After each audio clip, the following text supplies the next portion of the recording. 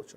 And ఇటు మహారాష్ట్రలో ఒకసారి ఎలక్షన్ రిజల్ట్స్ చూసుకుంటే ఆల్మోస్ట్ 21 డిఫరెన్స్ వచ్చింది. ఒక 2-3 నిమిషాల తర్వాత చూద్దాము. అది మారకుండా అట్లే కంటిన్యూ అయితే మనం ఇది 20 దాటింది అనుకుని భావిద్దామన్న. ఓకే, ఇప్పుడు 121 వర్సెస్ 100 నడుస్తూ ఉంది. మొదటిసారి 20 సీట్ల కన్నా అధికంగా వచ్చింది.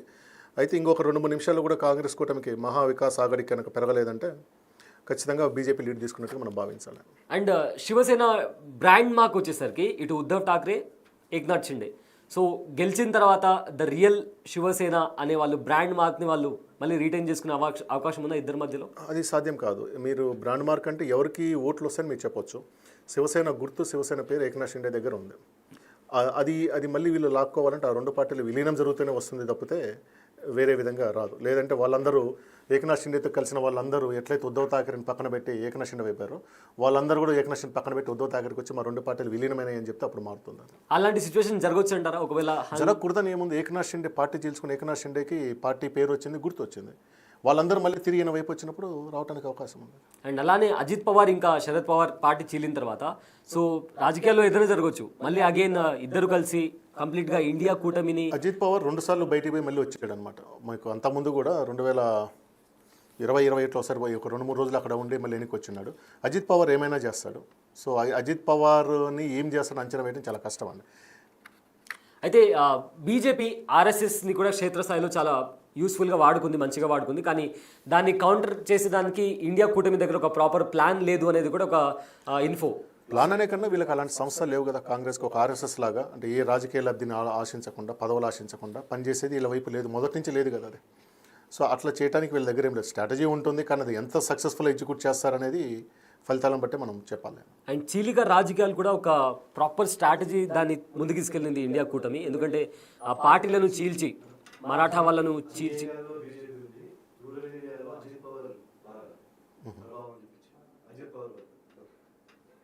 అయితే పార్టీలను చీల్చి ఏక్నాథ్ షిండే రూలింగ్లోకి వచ్చారు అని చెప్పి ఒక కార్డ్ని అయితే వీళ్ళు విక్టిమ్ కార్డ్ అని అనొచ్చా? అండ్ ఇప్పుడు ప్రజెంట్ అదే విక్టిమ్ కార్డ్ యూజ్ చేసి వాళ్ళు రూలింగ్లోకి వచ్చే అవకాశం ఉందంటారా?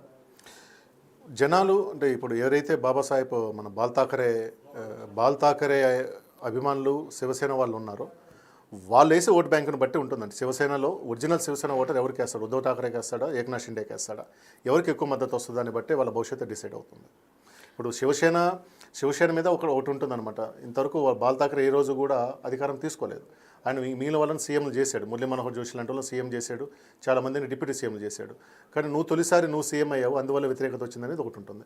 అట్ ద సేమ్ టైం నువ్వు ఎంతైనా ఉద్ధవ్ అనే ఆయన బాల్ ఠాకరే వారసుడు కదా, మరి నువ్వు ఆ పార్టీని కాదని నువ్వు చీల్చుకొని పోయావు అనేది ఆయన మీద కూడా ఉంటుంది. దేని ఇంపాక్ట్ ఎక్కువ ఉంటుంది అనేది ఫలితం ఫైనల్గా వచ్చిన మనకు సీట్ల మీద బట్టి మనం చెప్పాలండి. అండ్ మనకు ఒక అప్డేట్ వచ్చింది, నాగ్పూర్ సౌత్లో దేవేంద్ర ఫడ్నవీస్ ముందంజలో ఉన్నట్టు తెలుస్తుంది. అండ్ అలానే మహారాష్ట్రలోని అన్ని ప్రాంతాల్లోనూ బీజేపీ లీడింగ్లో ఉన్నట్లు కనిపిస్తుంది. సో ఈ సిచ్యువేషన్కి లైక్ ఇప్పుడు దేవేంద్ర ఫడ్నవీస్ ఇంట్లో ఒక కీలక సమావేశం అని కూడా ఇందాక మనం ఒక అప్డేట్ విన్నాము. సో ఎలా ఈ సిచ్యువేషన్ ఎలా చూడొచ్చండి? అంటే అన్ని ప్రాంతాల్లో బీజేపీ బాగా వస్తుందని చూడాలి, లీడింగ్ అని చెప్పడం. ఎందుకంటే 116, 109, 126, 109 17 సీట్ల గ్యాప్లో ఉన్నాయి. అంటే స్టిల్ కాంగ్రెస్ కూటమి కూడా బాగానే చేస్తూ ఉంది. అయితే బీజేపీకి కూటమికి వచ్చే 126 అన్ని ప్రాంతాల నుంచి వస్తుంది. అన్ని ప్రాంతాలు అంటే మరాఠా, విదర్భ నుంచి కూడా వస్తుంది. అక్కడ వాళ్ళకి పెద్దగా పర్ఫార్మెన్స్ చేయలేరు అనుకున్నారు, చేయడానికి తక్కువ ఉన్న ఛాన్స్ ఉన్నది. కాంగ్రెస్కి ఎన్సీపీ స్ట్రాంగ్ హోల్డ్ ఉన్న ఏరియా విదర్భ, మరాఠా ప్రాంతాల్లో అక్కడ కూడా బీజేపీకి బాగానే వస్తున్నాయి అని చెప్తా ఉన్నారు. ప్రతి చోట 6 రీజన్లో కూడా వస్తూ ఉంది. సర్ప్రైజింగ్ అజిత్ పవార్ పర్ఫార్మెన్స్ బాగుంది. అజిత్ పవార్ బాగానే ఆ పార్టీకి బాగానే వస్తుందని చెప్తున్నారు. అజిత్ పవార్ కనుక మంచి సీట్లు గెలవగలిగితే బీజేపీ ఖచ్చితంగా అధికారంలో వస్తుంది. బీజేపీ కూటమిలో వీకెస్ట్ పార్టీ ఏంటంటే అజిత్ పవార్ వర్గం. సో దీనివల్ల ఏంటంటే ఆయనకి ఇచ్చిన 59 సీట్లలో ఎన్ని గెలుస్తారనేది చూడాలి.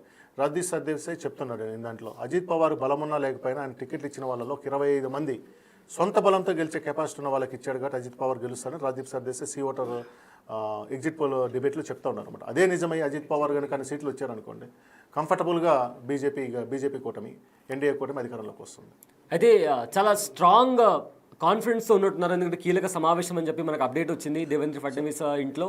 సో ఒకవేళ అంటే ఇప్పటి నుంచే ఎమ్మెల్యేలను ఎవరు గెలిస్తే వాళ్ళని కాపాడుకునే ప్రాసెస్ లాంటి ఏమైనా స్ట్రాటజీస్ ఉంది? అది దేవేంద్ర ఫడ్నవీస్ వరకు అలాంటిది. దేవేంద్ర ఫడ్నవీస్ వరకు తను సీఎం కావాలన్న ఎత్తుగడతోనే మీటింగ్లు ఉంటాయి. సో ఎమ్మెల్యేలను కాపాడాలనుకునేది వాళ్ళు చేయరు, బయట నుంచి వచ్చిన ఢిల్లీ వాళ్ళు చేస్తారు. ఇక్కడ కాంగ్రెస్ తరపు నుంచి కూడా మనకు జార్ఖండ్కు బట్టి విక్రాంత్ పంపించారు. మనకు మహారాష్ట్రకి అశోక్ గెహ్లెట్, తర్వాత ఇంకెవరు 2 ముగ్గురు ఇచ్చున్నారు వాళ్ళకి అక్కడ. సో వీళ్ళు ఫడ్నవీస్ ఏంటంటే తను సీఎం కావటం అనేది ముఖ్యం. దానికి కావాల్సిన ఏకాభిప్రాయాన్ని కూడగట్టుకుంటారు. మీరందరూ మూకుమ్మడిగా అధిష్టానం మీద ఒత్తిడి తీసుకురండి అని చెప్పడం వరకే ఉంటుంది. ఒకవేళ హంగ్ ఏర్పడితే సో బీజేపీ మళ్ళీ తన మాస్టర్ ప్లాన్ని ఏమైనా తీసుకొచ్చే ఛాన్స్ ఉందంటారా? ఖచ్చితంగా ఉంటుంది. హంగ్ ఏర్పడినప్పుడు కేంద్రంలో ఎవరైతే అధికారంలో ఉన్నారో ఆ పార్టీ అడ్వాంటేజ్ తీసుకుంటుంది. మీరు గతంలో గోవా, మణిపూర్ చాలా రాష్ట్రాల్లో చూసాం. కాంగ్రెస్ ఒక సీటు తక్కువ వచ్చిన గోవాలో కూడా 30 సీట్లు రావాలి, 20 సీట్లు వచ్చింది. మీకు బీజేపీ గవర్నమెంట్ ఫామ్ చేసింది. ఆ అడ్వాంటేజ్ వాళ్ళు తీసుకోగలుగుతారు. ఒక కర్ణాటకలో మాత్రమే వాళ్ళు ఫైట్ చేసి కాపాడుకోగలిగినారు. కానీ అడ్వాంటేజ్ ఎప్పుడు కూడా ఆ కూటమికే ఉంటుంది. అయితే ఈ ఇతరులు ఆరు అనేది ఎవరు వస్తున్నారో చూడాలి.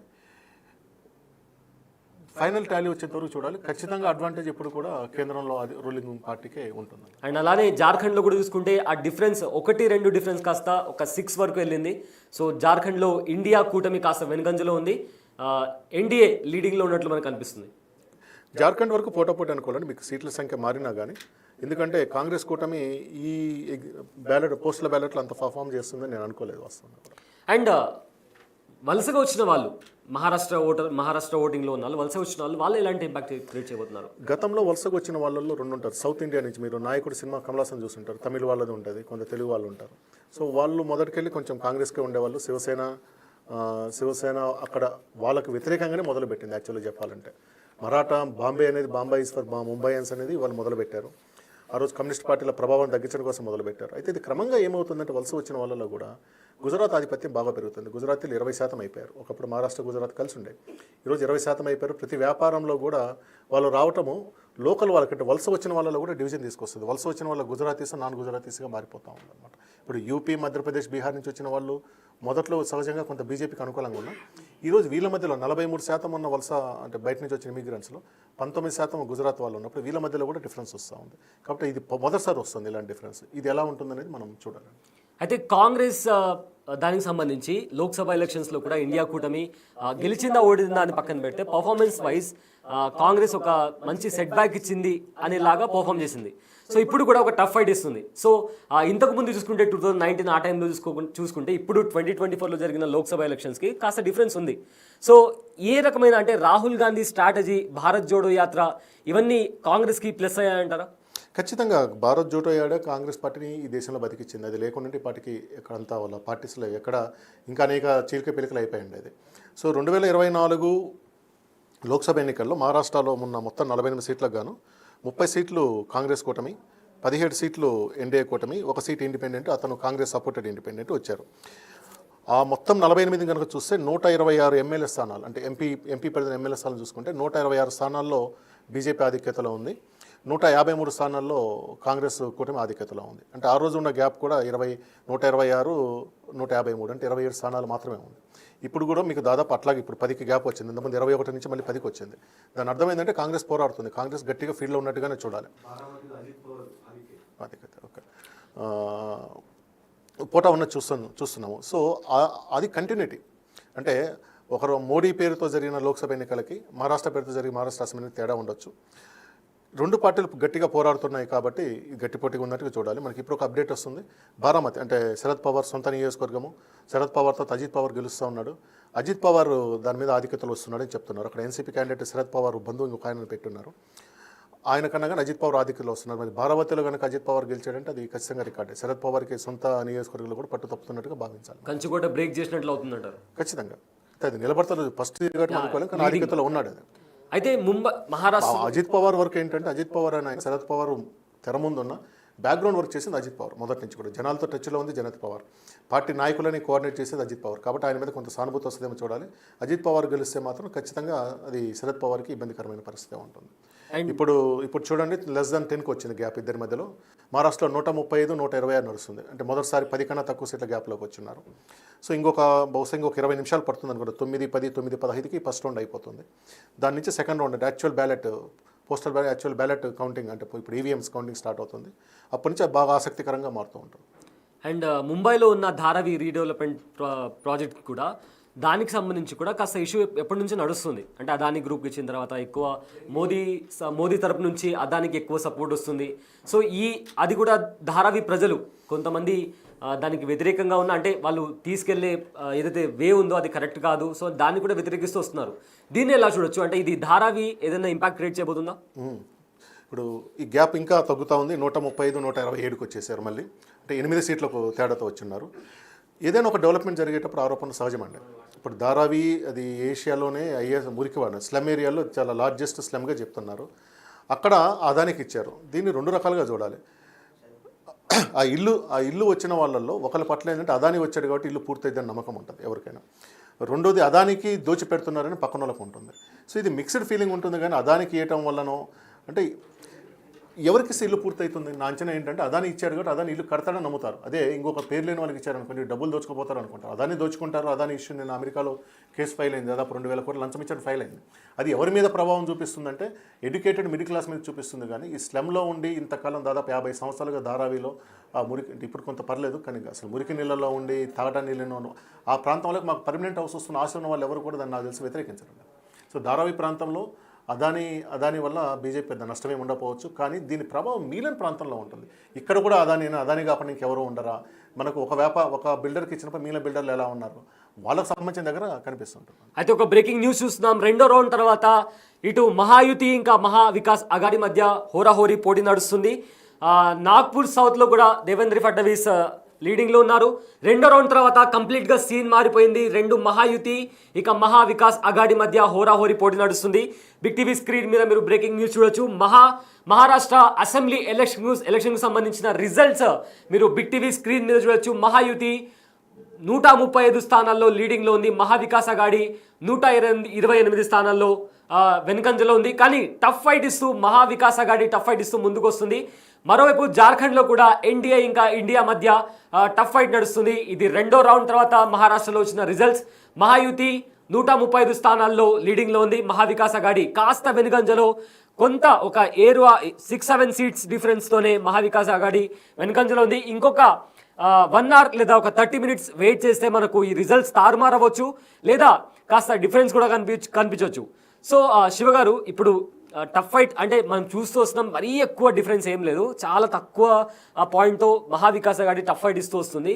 సో ఈ నేపథ్యంలో కాస్త ఒక ఓటమి భయం ఏమన్నా మహాయుతికి కలిగే అవకాశం ఉందంటారా? ఓటమి భయం ఉండదు. వాళ్ళ జాగ్రత్తలు వాళ్ళకు ఉంటారు. ఇప్పుడు ఇంకొక గంట తర్వాత మొదలవుతాయి అనమాట ఎవరెవరితో మాట్లాడాలి ఏం చేయాలనేది. మనకి ఇంకా 8 సీట్ల అప్డేట్లు రావాల్సి ఉంది. మొత్తము 280 సీట్లకు కానీ 280 సీట్ల అప్డేట్ వచ్చింది. ఇందులో 136 ఎన్డీఏ కూటమి, 129 కాంగ్రెస్ కూటమి, 15 ఇతరులు. అది బాగా ఇంట్రెస్టింగ్ అప్పటి నుంచి చూస్తుంది. ఎందుకు మొదటి నుంచి ఇలా ఓన్లీ 6 మాత్రమే చూపిస్తున్నారని చూస్తున్న 15. మనం మొదట్లో బిగినింగ్లో కూడా చెప్పాము ఇతరులు ఖచ్చితంగా ఉంటారు. గతంలో కూడా చెప్పున్నాను మీకు 2019లో 29 మంది అంటే 16 మంది అదర్సు, తర్వాత 13 మంది ఇండిపెండెంట్స్ ఉన్నారు. తర్వాత అంతకుముందు 13 మంది అదర్సు, 7 మంది ఇండిపెండెంట్స్ ఉన్నారు 2014లో.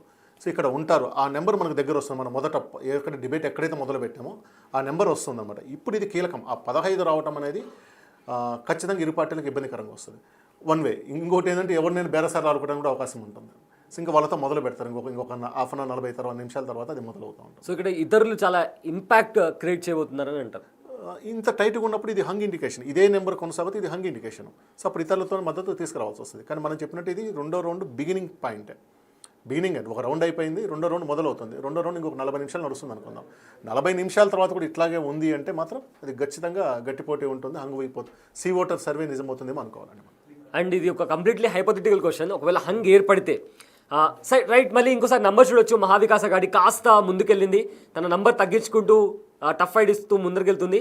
అయితే ఒకవేళ హైపోథెటికల్ క్వశ్చన్ హంగ్ ఏర్పడితే బీజేపీ అంటే ఎన్డీఏ స్ట్రాటజీ కన్నా మహావికాస్ స్ట్రాటజీ అంత ఇంపాక్ట్ చూపించుకోపోవచ్చు అండ్ అధికారంలోకి మళ్ళీ తిరిగి మహాయుతి రావచ్చు. ఎందుకంటే మనం ఇంతకు ముందుకు చూసుకుంటే కూడా మహారాష్ట్రలో ఏ రకంగా బీజేపీ పార్టీస్ని చీల్చి తను అధికారంలోకి వచ్చి ఇలాంటివన్నీ జరిగాయి. సో ఇప్పుడు కూడా ఒకవేళ హంగ్ ఏర్పడితే అలాంటి స్ట్రాటజీతోనే మళ్ళీ తిరిగి అధికారంలోకి వచ్చే ఛాన్స్ ఉందంటారా? ఖచ్చితంగా మీకు మొదట్లో చెప్పినట్టు కేంద్రంలో ఉన్న పార్టీ ఒక కెపాసిటీ మజిల్ ఉంది, బ్రెయిన్ ఉంది, స్ట్రాటజీ మజిల్ పవర్ ఉంది, స్ట్రాటజీ పవర్ ఉంది, ఫైనాన్షియల్ ఉంది, వాళ్ళకి అడ్వాంటేజ్ ఉంటుంది. కానీ మహారాష్ట్ర వరకు శరద్ పవార్ లాంటి ఉద్దంటున్నాడు. ఆయన ఒక మాయల మరాఠీ అనే దానికి కరెక్ట్ ఉదాహరణ. ఇంతకాలం రాజకీయాలని పెద్దోళ్ళని తట్టుకొని ఆయన నిలబడ్డాడు. కాంగ్రెస్ పార్టీలో కూడా ఏఆర్ అంతులే, వసంత దాదా పాటిల్, చౌహాన్ వీళ్ళందరినీ తట్టుకొని నిలబడ్డాడు ఆయన. వాళ్ళందరినీ తట్టుకొని నిలబడ్డ మనిషి అంత తొందరగా వదులుతాడని చూడాలి. ఎందుకంటే ఈయనకు యాక్సెస్ డైరెక్ట్గా ఉంటుంది. ఇది నా చివరి ఎన్నిక అని చెప్తున్నా. ఐ థింక్ 84 వయసు ఎంత ఉంది. సో ఆయన గనక ఇప్పుడు ఒక ఉదాహరణ మీరు అంటే హైపోథెటికల్గా కాంగ్రెస్ కూటమి ఒక 5-6 మంది సీట్ల దగ్గర ఆగిపోయింది అనుకుందాం, 140 వచ్చాయి, 145 కావాలి. 5 మందిని తెచ్చుకునే కెపాసిటీ శరద్ పవార్కి కూడా ఉంటుంది. 11 మంది, ఇప్పుడు 11 వచ్చింది, తెచ్చుకునేది ఉంటుంది. ఇప్పుడు రెండో రౌండ్ మొదలైన తర్వాత మీరు చూడండి 137, 133, 11. దాని అర్థం ఏంటంటే కాంగ్రెస్ ఈజ్ గెయినింగ్. దాదాపు 15-16 సీట్ల తేడాలో నుంచి పోతా ఉంది. జార్ఖండ్లో కూడా బ్యాలెట్ మొదలైన తర్వాత 37 కాంగ్రెస్ కూటమి, 34 బీజేపీ కూటమి. అంటే కాంగ్రెస్ ఆధిక్యత పెరుగుతూ ఉంది. ఇది ఇంకొక 15-20 నిమిషాలు ఇది కనుక కొనసాగితే ఆధిక్యతలు నిలబడ్డాయి అనుకుందాం. అయితే ఇది వాయనాడ్కి సంబంధించిన అట్లీస్ట్ ఒక సీట్ ఎన్నికలే కావచ్చు, బట్ లీడింగ్లో ఆఫ్ కోర్స్ మీరు చెప్పినట్లు ప్రియాంక గాంధీ గెలిచే ఛాన్సెస్ చాలా ఎక్కువ ఉన్నాయి. అండ్ ఆవిడ లీడింగ్లో కూడా ఉన్నారు. ఇటు మరోవైపు ఇది సెకండ్ రౌండ్ స్టార్ట్ అయ్యేసరికి మహాయుతి మహావికాస్ అఘాడీలో జస్ట్ నంబర్ తగ్గింది, ఇంకా 3-4 సీట్స్కి తగ్గింది. అండ్ మరోవైపు జార్ఖండ్లో కూడా ఎన్డీఏ 34 సీట్స్లో లీడింగ్లో ఉంటే ఇండియా కూటమి 37 స్థానాల లీడింగ్లోకి వచ్చింది మళ్ళీ. సో అగైన్ ఇక్కడ మహారాష్ట్రలో కూడా సేమ్ అదే సిచ్యువేషన్. సో కంప్లీట్లీ అంటే హంగ్ వైపు వెళ్తుందా అనే ఒక అంటే టూ ఎర్లీ టు కాల్. మీరు ఇంకొక 40 నిమిషాల తర్వాత కూడా ఈ నెంబర్లు ఇలా కనుక ఉంటే అప్పుడు మనం ఆలోచించాలి. ఇప్పుడిప్పుడే నెంబర్లు మారుతున్నాయి. ఈవీఎంలో అంటే యాక్చువల్ బ్యాలెట్ ఈవీఎంలో ఇప్పుడిప్పుడే మారుతున్నాయి కాబట్టి అది ఎట్లా ఉందనేది మనం చూడాలి. అండ్ పాలిటిక్స్లో ఏదైనా జరగవచ్చు అంటారు. ఒకవేళ హర్యానా 2 నెలలుగా హర్యానా ప్రధానమైన ఉదాహరణ. 74 సీట్ల ఆధిక్యత, 90 74 సీట్ల ఆధిక్యత ఉన్న కాంగ్రెస్ 3వ రౌండ్ 4వ రౌండ్కి వచ్చి పడిపోతే 5వ రౌండ్ కూడిపోయింది. కాబట్టి ఏదైనా జరుగుతుంది. అయితే ఇక్కడ ఏంటంటే అంత మార్పు లేదు, స్టేబుల్గా పోతుంది. కాబట్టి అంత ఆశ్చర్యకరమైన ఫలితాలు వస్తాయి అనుకోను. ఎవరు మారినా కానీ 5-10 సీట్లు అట్లా మారుకుంటూ రావాలి. అట్లనే మనం దీన్ని చూడాలి. అండ్ గట్టిపోటీ మహారాష్ట్రలో నాకు తెలిసి మై యాక్సెస్ ఇండియా చెప్పిన 170 నుంచి 200 అనేది రావని నేను అనుకుంటున్నాను. ఎవరు గెలుస్తారనేది స్టిల్ నేను ఇంకొక గంట సేపు వెయిట్ చేస్తాను. కానీ మై యాక్సెస్ ఇండియా చెప్పిన 200 మార్క్ అనేది ఎవరికి ముఖ్యంగా ఎన్డీఏ కూటమికి సాధ్యం కాకపోవచ్చు అనేది నా అంచనా. ఇప్పుడు నా కామెంట్. అండ్ పాలిటిక్స్లో ఏదైనా జరగవచ్చు. ఇప్పుడు ప్రజెంట్ ఉద్ధవ్ ఠాక్రే ఇంకా ఏక్నాథ్ షిండే వేరువేరుగా ఉన్నారు. మళ్ళీ కలిసే ఛాన్స్ ఉందంటారా? ఇదే మీరే చెప్తున్నారు, ఏదైనా జరగవచ్చు. కలుస్తారు, కలవకపోవడానికి ఏం లేదు. మళ్ళీ అధికారమే రాజకీయ పార్టీలకు అధికారమే పరమావధి. ఉద్ధవ్ ఠాక్రేకి ఇగో తన తండ్రి పార్టీని తను తెచ్చుకోవాల్సిన అదొక అంశం ఉంటుంది. ఏకనాథ్ షిండేకి రాజకీయాల్లో వచ్చాను, ఒక 2 ఏళ్ళు నేను మహారాష్ట్ర సీఎం కావడం అనేది ప్రధానమంత్రి తర్వాత యూపీ తర్వాత అంత ముఖ్యమైన యూపీ సీఎం తర్వాత అంత ముఖ్యమైన కీలకమైన పాత్ర. అది చేసిన తృప్తి ఆయనకు మిగులుతుంది. సో కాంప్రమైజింగ్ ఫ్యాక్టర్ ఒక్కసారి కనుక ఓడిపోతే ఏకనాథ్ షిండే అయితే రాజకీయాల్లో నిలబడలేడు అతను. లైక్ కాంప్రమైజింగ్ ఫ్యాక్టర్ జరిగే ఏదైనా మళ్ళీ అది మనం టూ ఎర్లీ టు డిస్కస్. అదేంటంటే కొంచెం మాట్లాడడానికి కూడా ఇబ్బందికరంగా ఉంటుంది. ఖచ్చితంగా ఒక 4వ రౌండ్ అంటే 12 గంటలప్పుడు మనం అది మాట్లాడవచ్చు. కానీ ఇప్పుడు ముందే మాట్లాడితే మనం దాన్ని ఆశిస్తున్నట్టుగా ఉంటుంది. రైట్. మహారాష్ట్ర ఎలక్షన్కి సంబంధించి అప్డేట్ మీరు బిగ్ టీవీ స్క్రీన్లో చూడొచ్చు. మహాయుతి 137 సీట్స్తో లీడింగ్లో ఉంది. కాస్త వెనుగంజలో మహావికాస్ అఘాడీ 133 సీట్స్తో కాస్త వెనుగంజలో ఉంది. ఇక ఇతరులు 11 స్థానాల్లో లీడింగ్లో ఉన్నారు. టఫ్ ఫైట్ జరుగుతుంది మహారాష్ట్ర అసెంబ్లీ ఎలక్షన్స్లో. సో ఎవరు గెలుస్తారా అని యావత్ దేశం మహారాష్ట్ర ఎన్నికల వైపు చూస్తుంది. సో అదేవిధంగా చూసుకుంటే శివ గారు, ఇది జమ్లీ ఎలక్షన్కి సంబంధించి మహారాష్ట్ర ఎలక్షన్స్ డిపెండ్ అయి ఉన్నాయనే ఒక ఊహాగానాలు కూడా వినిపిస్తున్నాయి. అది నిజంగా ఊహాగానాలా లేదా ఫ్యాక్ట్ చెక్లో కూడా? సార్, ఇది అన్ని ఊహాగానాలే. జమిలీ ఎన్నికలు వస్తాయా లేదనేది చెప్పలేము. ఈ రోజుకు 2027లో జమిలీ ఎన్నికలు రావడానికి అయితే అవకాశం లేదు. అది సాధ్యం కాదు. అది లీగల్గా కాన్స్టిట్యూషన్గా అది సాధ్యం కాదు. దానికి చాలా లీగల్ ప్రాసెస్, కాన్స్టిట్యూషనల్ ప్రాసెస్ ఉంది. ఆయన ఏమైనా ఒక 5-6 నెలల ముందు, సంవత్సరం ముందు తీసుకొస్తాడా, లేదా 2029ని ఒక సంవత్సరం ఎక్స్టెండ్ చేసుకుని 2030కి పోతాడనేది చూడాలి. కానీ ఇది గెలిస్తే 2027లో వస్తాయని లేదు. 2027 ఎందుకు కీలకం అంటే 2027లో యూపీ ఎన్నికలు జరుగుతాయి. యూపీ ఎన్నికల పరిస్థితిని బట్టి నిర్ణయం ఉంటుంది అన్నమాట.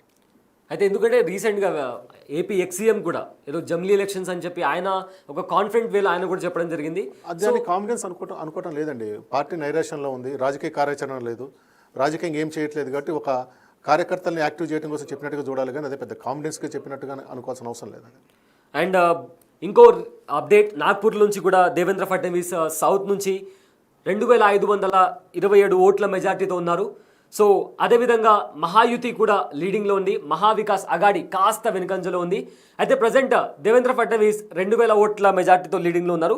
అది ఎక్కువ మెజార్టీ కాకపోవచ్చు, దాన్ని కూడా క్రాస్ చేసే క్లియర్. ఒక రౌండ్లో 2000 మెజార్టీ రావడం అనేది చాలా స్పష్టమైన మెజారిటీ. అది పెరుగుతూ ఉంటుంది అన్నమాట. ఓకే, అది పోటాపోటీ కాదు, చాలా స్పష్టమైన మెజార్టీగా చూడాలి. దాన్ని క్రాస్ చేసే ఛాన్స్ లేదంటారా? అదే చెప్తుంది. ఒక్క రౌండ్ తోటి మనం ఏం చెప్పలేము. అది ఖచ్చితంగా 2వ రౌండ్ 3వ రౌండ్ పోయిన తర్వాతనే మనం దాన్ని మాట్లాడాలి. కానీ ఫడ్నవీస్ ఆయన కంఫర్టబుల్ గెలుస్తాడు. ఆయనకు అది చాలా స్ట్రాంగ్ హోల్డ్ ఉన్న ప్రాంతం. అది రాష్ట్రంలో ఎవరు గెలిచినా కానీ అక్కడ లోకల్కి ఫడ్నవీస్ అనేది గెలుస్తాడు. అండ్ ఏక్నాథ్ షిండేకి సంబంధించి ఒకవేళ ఓడిపోతే ఇంకా రాజకీయాల్లో ఉండడం కష్టం. సైద్ మనం దాన్ని కొంచెం డిలే చేద్దాము. ఇప్పుడే మనం ఏకనాథ్ షిండే భవిష్యత్తుని మొదటి రౌండ్లో డిసైడ్ చేయడం కరెక్ట్ కాదు. ఖచ్చితంగా సగం కౌంటింగ్ అయిన తర్వాతనే దాన్ని మనం మాట్లాడాలి. యా ఏదైనా ఒకటి, ఎవరైనా అధికారంలో ఉంటే నిలబడతారు, అధికారంలో లేకుంటే చీలికి వచ్చిన వాళ్ళందరూ పోతారు అంతే. ఇక ముంబైకి సంబంధించి ముంబై ఓటర్లు ఏ విధంగా ఇంపాక్ట్ క్రియేట్ చేయబోతున్నారు? ముంబైలో మనకు వస్తున్న సమాచారం ప్రకారము బీజేపీకి ఎక్కువ వస్తున్నట్టుగా చెప్తా ఉన్నారు. అయితే ఓటర్స్ ఎక్కువ శాతం జాబ్ హోల్డర్స్ కావచ్చు, వీళ్ళకు రెంట్కి సంబంధించి. సో దీనికి సంబంధించి ఇక వాయనాడ్కి వస్తే 34,000 మెజార్టీతో ప్రియాంక గాంధీ లీడింగ్లో ఉన్నారు. సో ఇందాక మీరు బిగినింగ్లో చెప్పుకున్నట్లే అక్కడ పోటీ ఉండదు, ఆమె మెజార్టీ 2 లక్షల పైన పోతుంది అనేది మొదటి నుంచి అంచనా. సో విజయ లాంఛనం ఇంకా అదే 34 రెండో రౌండ్కి 34,000 పోయిందంటే వన్ సైడ్ 2 కాదు 3 లక్షలు కూడా పోతుందేమో చూడాలి. ఓకే, సో ఒక బిగ్గెస్ట్ మెజార్టీతో లార్జెస్ట్ ప్రియాంక గాంధీ గెలిచే ఛాన్స్ అవకాశం ఉంటుంది. అయితే ఇందాక అడిగినప్పుడు మహారాష్ట్రకి సంబంధించి ఎక్కువ మంది ఎంప్లాయీస్ ఉంటారు, లేదా వలస వచ్చిన వాళ్ళు కూడా ఉంటారు. సో అలాంటి ఓటర్స్ ముంబైలో ఉన్న పొలిటికల్ పార్టీస్ మీద ఎలాంటి ఇంపాక్ట్ క్రియేట్ చేయబోతుంది? ఎందుకంటే రెంట్స్కి సంబంధించి లేదా ఇతర జాబ్ ఎంప్లాయ్మెంట్కి సంబంధించి చాలా ఇబ్బందులు ఎదుర్కొంటున్నామని చెప్పి వాళ్ళ తరపు నుంచి కూడా ఒక నిరసన అనేది వచ్చింది. సో ఈ నేపథ్యంలో మహాయుతికి ఏదైనా అది కొత్త సమస్య ఏం కాదు. అది బాంబేకి వెళ్ళిన ప్రతి ఒక్కరికి అది తెలుసు. అక్కడికి పోయినప్పుడు వాళ్ళు అలా నివసించడానికే పోతారు. ఆ రెంట్ల సమస్య వల్ల ఫలితాలు ఏం మారదు. ఒకటి, వ్యాపార అవకాశాలు మారిపోతూ ఉన్నాయి. క్రమంగా లోకల్ వాళ్ళకి వ్యాపార అవకాశాలు పోతున్నాయి. బయట నుంచి ముఖ్యంగా గుజరాత్ నుంచి వచ్చిన వాళ్ళు వ్యాపార అవకాశాలు తనుకొని పోతున్నది మాత్రమే ఒక ముఖ్యమైన అంశం. ఇది బీజేపీకి వ్యతిరేకంగా వెళ్తే అదొక్క కారణంతో వెళ్ళాలి, కానీ మిగిలిన కారణాలతో ఏమీ జరగదండి. ఇప్పుడు మీకు 2024 లోక్సభ ఎన్నికల్లో కూడా బాంబేలో ఉన్న ఈ 36 సీట్లలో 20 సీట్లు, అంటే 36 బాంబేలో ఉన్న బాంబే పరిధిలో ఉన్న, అంటే మొత్తం ఎమ్మెల్యే పరిధిలో 20 సీట్లలో ఎన్డీఏ కూటమి వస్తే 16 సీట్లలో బీజేపీ కూటమి వచ్చింది. అంటే బీజేపీ కూటమి, ఎన్డీఏ కూటమి 16, ఇండియా కూటమి 20, రెండింటి మధ్య గ్యాప్ ఏం లేదు. కానీ ఓవరాల్గా సీట్లు వచ్చినప్పుడు 30 ఎంపీ కాంగ్రెస్ గెలిస్తే వీళ్ళు గెలిచింది 17. కానీ ఇక్కడ మాత్రం పోటాపాటీగా ఉందంటే బీజేపీ ఎంపీ సీట్లు గెలవలేకపోయినా దాదాపు సగం సీట్లలో వాళ్ళ ఆధిక్యాన్ని నిలుపుకోగలిగిన అసెంబ్లీ సీట్లలో. ఇప్పుడు కూడా ఎవరు అధికారంలో వచ్చినా బాంబే పరిధిలో బీజేపీకి మంచి సీట్లు వస్తాయి. అయితే మహారాష్ట్ర ఎలక్షన్కి సంబంధించి ప్రజెంట్ 137 స్థానాల్లో మహాయుతి లీడింగ్లో ఉంది. అలానే మహావికాస్ అఘాడీ 134లో కాస్త వెనుకంజలో ఉంది. జార్ఖండ్ ఎలక్షన్స్కి వస్తే ఎన్డీఏ 31 స్థానాల్లో ఉంది. ఇక ఇండియా కూటమి లీడింగ్లో 38 సీట్స్లో లీడింగ్లో ఉంది. ఇతరులు కూడా అటు మహారాష్ట్రలో ఇటు జార్ఖండ్లో కూడా లీడింగ్లో, మెల్లమెల్లగా ఆ సంఖ్య కూడా పెరుగుతూ వస్తుంది. ఇటు చూసుకుంటే మహారాష్ట్రలో కూడా ఇతరులు 11 స్థానాల్లో ఉన్నారు. ఇక మహావికాస్ అఘాడీ 135 స్థానాల్లో, మహాయుతి 137 స్థానాల్లో లీడింగ్లో ఉంది. వాయనాడ్లో కూడా చూసుకుంటే ప్రియాంక గాంధీ ఇక్కడ కీలకమైన మార్పు ఇప్పుడు కనిపిస్తుంది. ఎన్డీఏ కూటమి 139 నుంచి 137కు పడిపోయింది. యూపీఏ కూటమి 130 నుంచి 135, 137, 135 2 సీట్లు గ్యాప్ ఉంది. They are coming close, equal అవుతారు. ఇంకొక 10 నిమిషాల తర్వాత ఎవరు ఆధిక్యంలో ఉంటారు అనేది మనం చూడాలి. దీన్ని మార్పు ఇండికేటర్గా గమనించాలి. సో ఈ 10 మినిట్స్ క్రూషియల్గా ఉండబోతుంది. ఇది అంటే ఇప్పుడు అప్డేట్స్ వస్తుంటాయి కాబట్టి వచ్చే 10-15 నిమిషాలు వచ్చే మార్పుని కీలకమైన మార్పుగా చూడాలి. ఇప్పుడు 137, 135 సమానం, 2 ఈక్వల్ అనుకోవచ్చు. రెండింటిని పెద్ద పట్టించుకోవాల్సిన అవసరం లేదు. ఇంకా 5 సీట్లలో అప్డేట్ రావాల్సి ఉంది. కాబట్టి they are coming very close. ఇది ఖచ్చితంగా నెక్ టు నెక్ ఫైట్ జరగబోతుంది మహారాష్ట్రలో. అండ్ దేవేంద్ర ఫడ్నవీస్ కూడా లీడింగ్ లో ఉన్నారు, అజిత్ పవార్ లీడింగ్ లో ఉన్నారు. ఇక మరోవైపు వాయనాడ్ లో కూడా ప్రియాంక గాంధీ. అర్థం ఏంటంటే పెద్ద నాయకులందరూ గెలుస్తారు, ఆల్మోస్ట్ గెలుస్తారు. పెద్ద నాయకులు, బలమైన నాయకులందరూ గెలుస్తారు. సో ఈ టఫ్ ఫైట్ అంటే కాస్త టెన్షన్, ఒక ఎక్సైట్మెంట్ కూడా ఓటర్లలో కూడా, పాలిటిషియన్స్ లో కూడా. ఎందుకంటే అంత క్లోజ్ కాల్ మీరు అన్నట్లు. అందరికన్నా ఎక్కువ ఎక్సైట్మెంట్ ప్రదీప్ గుప్తాకు ఉంటుంది. ఓకే, నేను 200 సీట్లు ఇచ్చాను ఇక్కడ చూస్తాను కాబట్టి ఆయన టెన్షన్లో ఉంటాడు. ఆయన సొంత ఛానల్లో ఉంటాడు. తర్వాత సి ఓటర్ వాళ్ళు హ్యాపీగా ఉంటారు. రాజ్దీప్ సర్దేశాయ్, తర్వాత దేశ్ముఖ్ ఇద్దరు, వాళ్ళిద్దరు ఏంటంటే మేము అనుకున్నట్టుగానే పోటాపోటీగా జరుగుతుంది కాబట్టి వాళ్ళు సంతోషంగా ఉంటారు. సో ఈ నెక్ టు నెక్ ఫైట్ తర్వాత, అంటే ఇంకొక 10-20 మినిట్స్ తర్వాత ఇంకొక 5 సీట్స్ రిజల్ట్స్ వస్తే ఏంటి అనేది ఒక ఇండికేటర్ పాయింట్ లాగా. అంటే కాంగ్రెస్ గెయిన్ అవుతుంది అంటే కాంగ్రెస్ గట్టిగా పోరాడింది అన్నట్టుగానే మనం దాన్ని గమనించాలి అంతే. అండ్ కంబ్యాక్, కాంగ్రెస్ ఇచ్చిన కంబ్యాక్ చూసుకుంటే ఇంతకుముందు ఇప్పుడు లోక్సభ ఎలక్షన్స్కి ఇచ్చిన కంబ్యాక్ కావచ్చు, లేదా అసెంబ్లీ ఎలక్షన్స్కి సంబంధించి కర్ణాటకలో, తెలంగాణలో. సో ఒక గట్టి కంబ్యాక్, అంటే కంప్లీట్లీ కాంగ్రెస్ ఇదైపోయిందని చెప్పి చాలామంది చెప్తూ వచ్చినప్పటికీ రాహుల్ గాంధీ చేపట్టిన భారత్ జోడో యాత్ర కావచ్చు, లేదా రాహుల్ గాంధీ కొన్ని స్ట్రాటజీస్ కావచ్చు, ఒక కైండ్ ఆఫ్ స్ట్రాంగ్ కంబ్యాక్ ఇచ్చింది కాంగ్రెస్ అని చెప్పి చెప్తున్నారు. సో ఎలా చూడొచ్చు దీన్ని? ఇప్పుడు 2014లో బీజేపీ ఇచ్చిన కాల్ అంటే రూట్ అవుట్ కాంగ్రెస్ని సమూలంగా నిర్మూలించండి వచ్చారు. అక్కడ అప్పుడు 42 సీట్లు అనుకుంటా వచ్చింది, అక్కడి నుంచి 99 సీట్లకు వచ్చారు. ఇప్పుడు భారత్ జోడో యాత్ర తర్వాత ఇంకా అసలు కాంగ్రెసే ఉండదన్న దగ్గర మళ్ళీ రాష్ట్రాలు గెలుచుకుంటూ వస్తూ ఉన్నారు. కర్ణాటకలో గెలిచారు, కర్ణాటకలో స్పష్టంగా గెలిచారు, ఇక్కడ మన తెలంగాణలో గెలిచారు.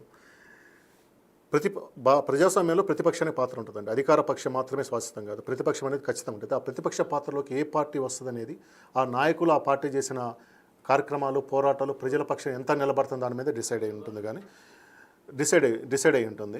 అంతేగాని అసలు ప్రతిపక్షం అనేదే లేకుండా ఏకపక్షంగా నేను 30 ఏళ్ళు 40 ఏళ్ళు ఒకే పార్టీ పరిపాలిస్తుంది అనేది ఎప్పటికీ ఉండదు. And also it's two long మాట్లాడడం 2029 అంటే ఈ రకంగా కాంగ్రెస్ లేదా ఇండియా